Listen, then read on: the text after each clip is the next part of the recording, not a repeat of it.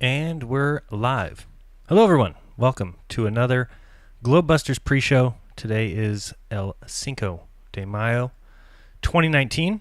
Appreciate everyone joining us. Let me make sure that I have the audio off here. I do. We should be good. You should be hearing me loud and clear. I do hope that is a fact. And I believe it is. So welcome, everybody. Hello. It's going to be a fantastic show today for Globebusters. So if you don't know how this works, I'm sure, I don't know where you've been, but for those who don't, Bob will be calling me here in a few moments. He'll be calling the group on Skype. I'll be picking up that call, and then we'll just have a little pre-show conversation, a little chat before we head over to the Globebusters channel. And if you want to watch that live at 12 p.m. Pacific, 12 noon, as we do each and every Sunday, you can just simply click that first link in the description. Just scroll down on this video. Click that first link and we'll be over there live in about 20 minutes. So that is the plan. And the show today is going to be called Light, Gravity, Interferometry, and Big Cosmological Problems. So should be a fun show. I'm sure Bob has a nice little lineup for us. So thank you guys for joining us. Hopefully it's as beautiful as it is here. Of course, I am lucky to be in California where it's probably 80, 85 today, heading on up towards 90. It's been warm. It's been nice. Hopefully you guys have the same weather, although I'm never sure on the other side of this country or any other country. But hopefully you guys get some beautiful weather. Hopefully you guys have enjoyed your weekend thus far. There is Bob. Let's pick him up. Bob. Howdy, howdy. How are you? I'm doing just good. How about yourself? Doing fantastic. We all right. missed you yesterday at the Sacramento meetup. I know. I kept getting pictures from Michelle and other people, and it looked like you guys had a great time. Oh, it was fantastic. Yeah, it's so great to get together with everybody. So yeah, I really enjoyed it. Michelle told me I looked skinny, which was the highlight of the day. Awesome. Everything else was secondary to that, but no, it was a great time. So I have a lot of people with a lot of questions. Couple shows that people want us to do. Bob, you know Pastor Ernest? No, not really. I don't know what his channel name is, but he's the guy who used to go stand in front of Harvard and do flat Earth presentations. God, that's all I know him as is Pastor Ernest. I don't know what his channel name is, but I guess from what everybody was telling me is that he's turned to concave. He believes in the concave Earth. So I actually had numerous people, definitely more than two, ask me, when is Globebusters going to do a show on concave Earth and our opinions about that. So I said, well, I'll run it by Bob and see when he wants to do that. But might be interesting. I've never seen anything remotely, I don't know, possible in that theory. That's the one, of course, that we are all inside of some sphere, and China is not below my feet but this time above my head, but anyway, just something people wanted us to do, and maybe we can schedule that sometime in the future. I don't know. Well, could be. I mean, we did a show, gosh, it was a long time ago. It was a couple years ago at least, where we had the concaver on, and we talked to him and that discussion went okay and everything, but it wasn't really overly compelling. Now I know that the evidence that a lot of the concavers use today are the mining experiments where they have the pendulums, or the plumb bobs, excuse me, that they drop down the mines. Yeah. And apparently, according to some results, it was showing that they were actually diverging, right? Right. Yeah. Which would be indicative of a concave Earth. Of course, the other big proof that they'd like to use is the FE core force level experiment, our preliminary one, where we did that, I don't know, several months ago. Correct. Here in Colorado, where we had, believe it or not, a slight concavity in that particular area that we were testing. So they're really hanging on dearly to that, and those are their two big proofs. But I wouldn't mind doing that maybe someday, having that.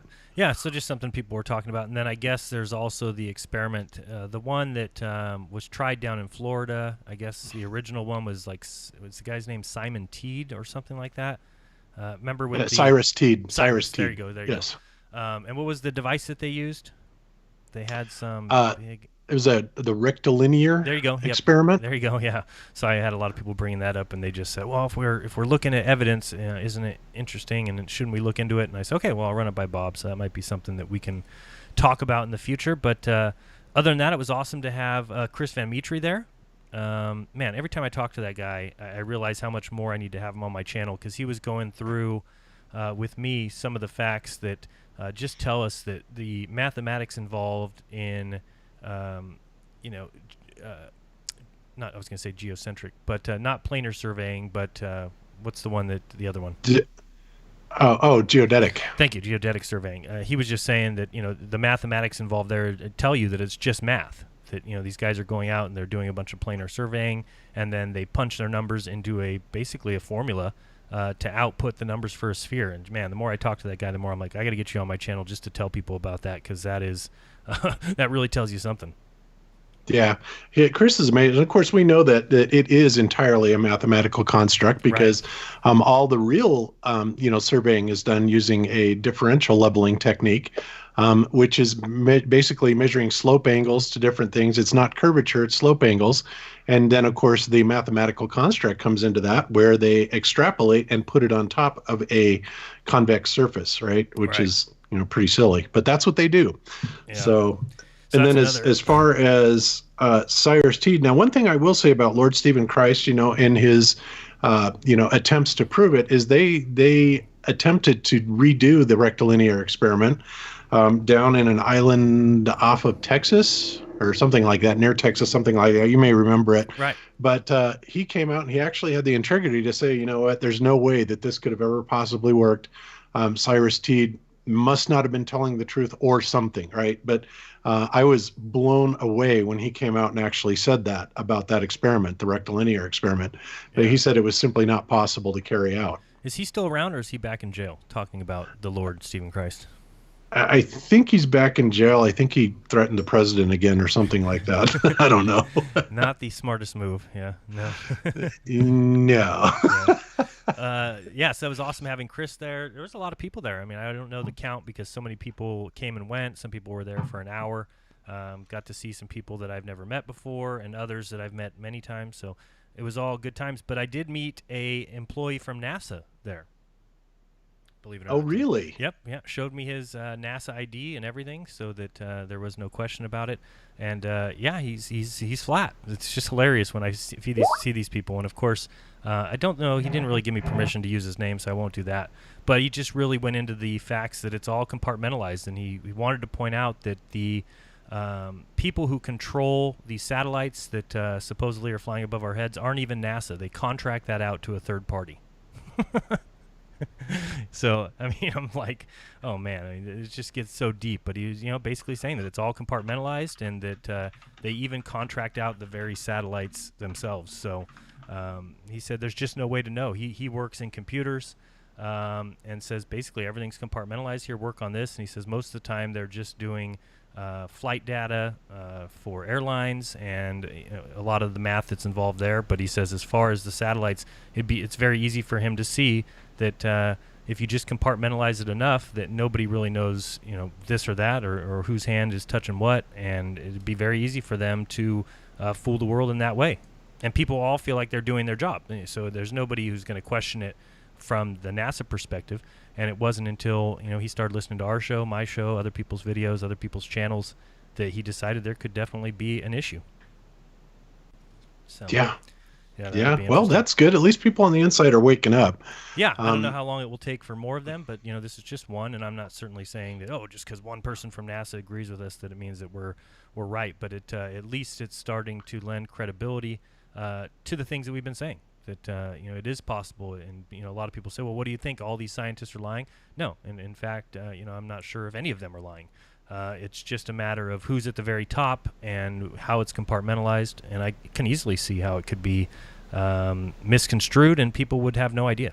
So, yeah, it was very interesting to talk to him for a little bit, and everybody else. There's lots of guys out there. I would say one of the surprising things is a lot of people, even a guy, David, by the way, thanks, David, for coming out. Who goes to Davis on the farmers markets on Wednesdays, and I guess sets up a table and talks to people about flat Earth. But I said, "Oh, and do you show him the app?" And he's like, "Oh no, I don't have the app." And there was a lot of people there who don't have the Flat Earth, Sun and Moon, and Zodiac Clock app. I was showing it to a lot of people, and I just think I was kind of amazed. I was like, "Man, if I was going out and having to speak to people at a farmer's market, I would definitely have that app." you know, I just Yeah, no kidding. right. So I was kind of shocked that a lot of people that actually go out and speak to people, and they want me to go help them. They said that sometimes they'll get some. They do it outside of a college, I guess, or something, and they say they get a lot of physics students who stop by and want to argue, and they're like, "Oh, will you come out and talk to us?" Well, yeah, that sounds like a fun day. Let me go talk to some physicists about it. So I might be doing that in the near future, heading over to Davis to help them out, but I will definitely bring the app with me. But I was shocked. So more people should get that app. If you don't have it, definitely for iPhone, check it out. And if you have an Android and need a code, I think you can also email David Weiss and ask him, and he's got some codes that he could hand out to get you that app for free. So check out the app if you haven't already.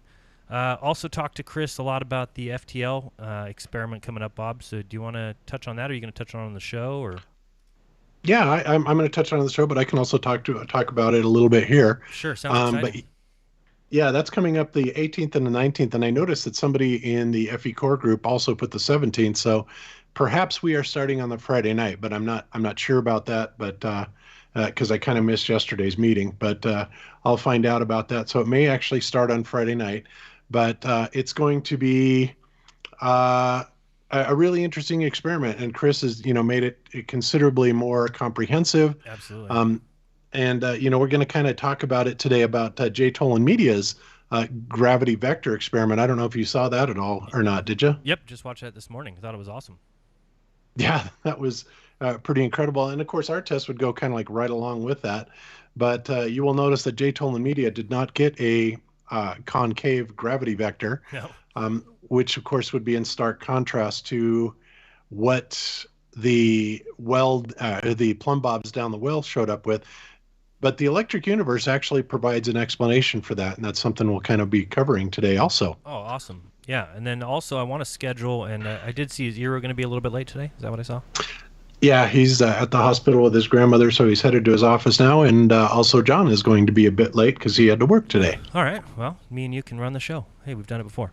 So, yeah. But I do want to have a something on my channel, a presentation by Eru, and then I want you to join us as well on the electric universe. I know you two have done far more research on that than I have, so that'll be a great thing, and maybe we can do that this week if Eru can pull some time away to do that, but that should be fun. Yeah, I think that would be awesome. I'd love to do that because we've been talking about doing it on Globebusters, but it's funny. I don't ever really talk to Eru that much during the week. He's always busy, and I'm off working and doing stuff. And right. But one of these days we need to kind of hook up together and say, all right, let's do an electric universe presentation because we're both very passionate about it. We both believe it very much, even though it would be slightly altered from the one that the Thunderbolts project presents. But, right. Still our version of it, I think, is very applicable.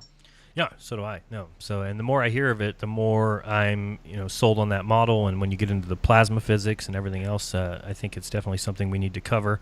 So hopefully, I know Ero's got a presentation on it already queued up. So maybe we can do that this week if he's got some time and you've got some time and I can figure out some time. Then we'll do that. So. Absolutely. That sounds like a plan. So yeah. Today we're going to be talking about, and I'll just kind of, finish up on yours with this, but sure. We're going to be talking about several things. We're going to be talking about, obviously, light, gravity, interferometry, and big cosmological problems. We'll be covering an article by Scientific American that talks about the big cosmological problems. And I swear, if I didn't know any better, I would think that one of us wrote that article. It's that amazing. So, that, and we have some other things that we're going to talk about. We're going to talk about a guy named Simon Dan a little bit today. Oh, boy. So, yeah, I don't know if you were aware, but he did a commentary on your and my commentary about Israel's moon landing, and it was pretty hilarious. Oh man, no, I haven't seen it. Sometimes when I just gotten to the point now with some of those guys where if they don't want their mind changed, then I don't think they're really looking for the truth, and it's really just like barking up the wrong tree. I don't really see a reason to go after them. But at this point, if you've seen something that he's done that's terribly wrong, please show it to me because I just don't subscribe to his channel, so I don't see anything that he puts out I as don't with a lot of the I don't ballers. subscribe to it either. Right. But But you get you sent stuff, know, I get sent stuff. I usually just dismiss oh it. my But God. When somebody does something that is contradictory to anything the Globebusters have said, right. of course the Ballers will get, hundreds of thousands of views on it, and he's well over 100K views on it already.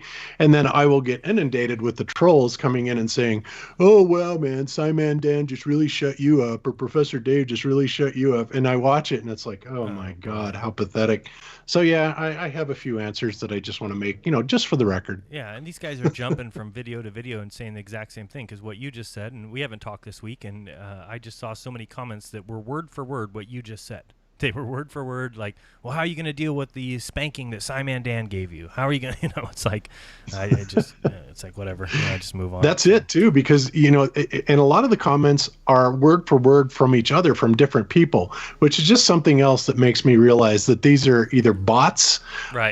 or they're people coming in with cut and paste scripts because they are way, way too similar. Yeah, they're almost exact, and so yeah. Y- Another thing that we talked about yesterday at the meetup is everyone saying that they noticed a significant decline in the troll comments and the troll videos during the government shutdown. And I've always pointed out that I thought it was hilarious during that government shutdown that we had no NASA news, which was like heaven.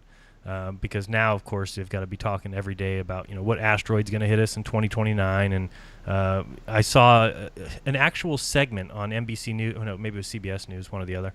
The other day talking about now the toffee planet theory. It's such garbage, man. I'm like, and people just eat it up, man. They just love it. So Well, sad. everybody likes toffee. Of course, Right. you did that up. Right. So yeah, I don't know if we need to come up with a caramel planet theory or what we need to come up with to rival some of this news coming out. But certainly is interesting that during the government shutdown, it seemed like we had a slowdown of all those comments and the copy paste comments, and I don't know, people can make up their own mind on what they think the reason is behind that. But no, just wanted to thank everybody for coming out yesterday. It was definitely a good time. Weather was great. There had to be probably a total of 70 people there, families, lots of children out there, and everybody having a good time, good conversations. So, yeah, I mean, there's no complaints. I don't think anybody can complain about what went on yesterday. So it was good. Thank you, Flat Earth Mishka, or F.E. Mishka, for setting that up and putting that on. And Caleb was there from NorCal Waters. It was great to talk to him. So, yeah, all good things. And thank you, Chris, for traveling out. I think Chris actually flew out from Colorado for it. So Yeah, that was that's what I awesome. heard. I was blown away. I had no idea he was going to do it. Well, I knew a few weeks ago, but Right. that was just really cool. I was amazed. Dave Weiss wasn't there, was he? No, he wasn't there. Okay, I got the impression that he might have been, but okay, well, whatever. He always likes to say that So he'll be places and then he doesn't show up there. So, that's Dave for yeah, you. so okay, well, we will continue this conversation over on the Globebusters channel. Mods, if you would be so kind as to spam the link, I will put it in the chat right now. So if you'll spam the link over to the Globebusters channel, we will resume the show over there, and Jaron and I will be kicking it off because Morgile and Air are being fashionably late again. So that's okay. We'll deal So with it. I'll see you over there in a few minutes. Okay, I'll hang up and see you in a second. All right, bye. All right.